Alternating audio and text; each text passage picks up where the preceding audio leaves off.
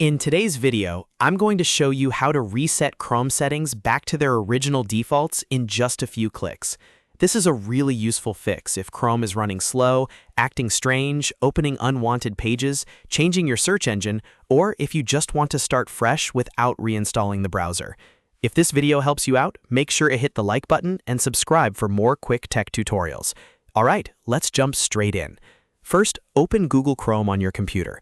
Once Chrome is open, look to the top right corner of the browser window and click the three dots menu. This opens Chrome's main menu, where you can access all of the browser settings and tools. From the menu, click Settings.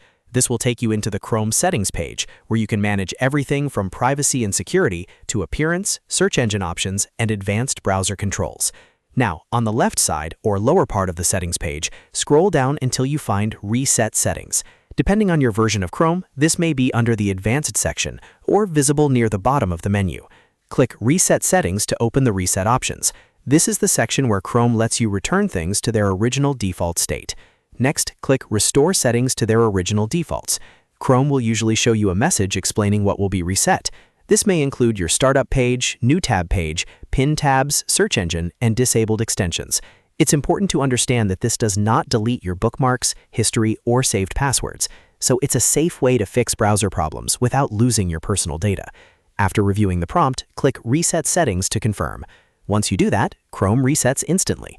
The browser will apply the changes right away, and in most cases, you'll notice your settings have been restored to default the moment the process finishes. After the reset, you may want to reopen Chrome and check that everything is back to normal. If you are dealing with redirects, pop-ups, unwanted extensions, or strange behavior, this simple reset often solves the problem very quickly. And that's it. You've now reset Chrome settings successfully. If this guide helped, please give it a thumbs up and subscribe for more easy step-by-step tutorials just like this. Thanks for watching, and I'll see you in the next one.